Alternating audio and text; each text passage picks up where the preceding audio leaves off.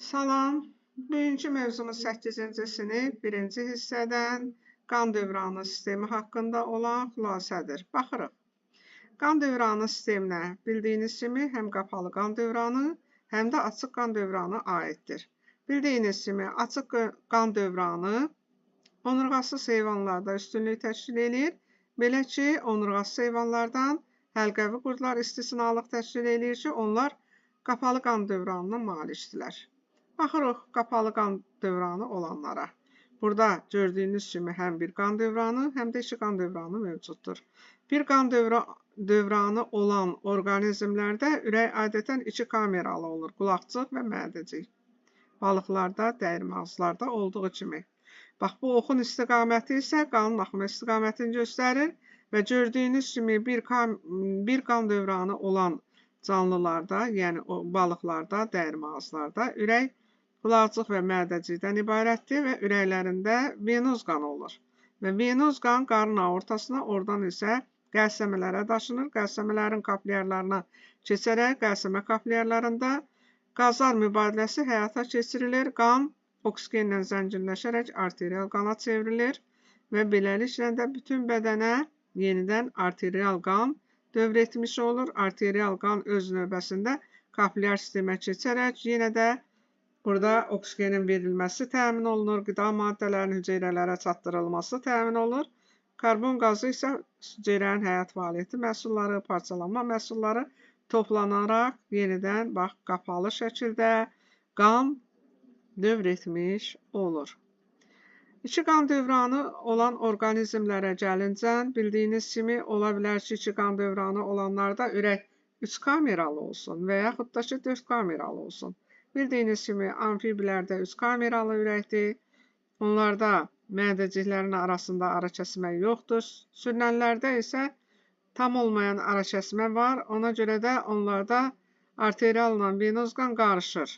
Amma tamamilə bütöv ara kəsmə ilə mədəciklər sağ-sol hissəyə ayrılan quşlar və məməlilərdə isə böyük və kiçik qan dövranı, yəni ağciyər dövranı da deyirlər kiçik qan dövranına mövcud olur ki, orada arterialla venoz qanın qarışması baş vermir. Gördüyünüz kimi sol mədəcikdən sol aorta qövsü ilə böyük qan dövranı başlayır.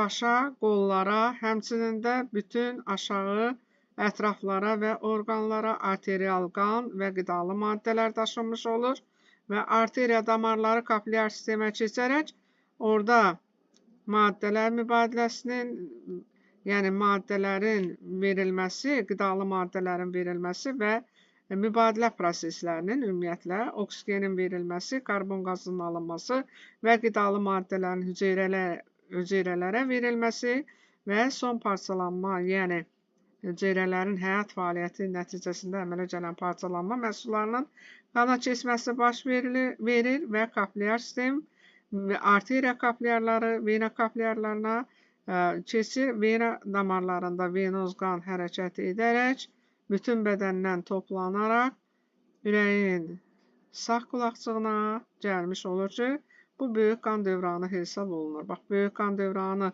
hardan başlayır, harda qutarır? Bax, burada adları qeyd olunubdur.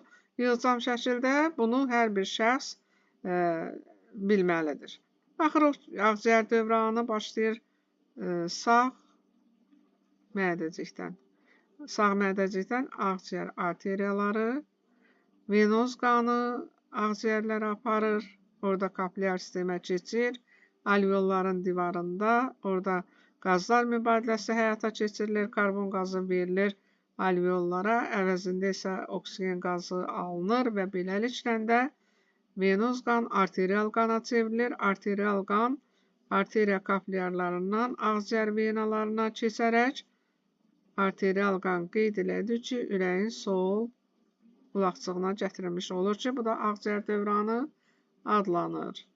Gördüyünüz kimi qapalı qan dövranı olan orqanizmlərdə bədəndə arterial və venoz qan dövr edir. Burada qeyd elədik ki, amfibilər və sürünənlər istisnalıq təşkil edir ki, bu da onların ürəyinin quruluşu ilə əlaqədardır. Bu qədər, sağ olun.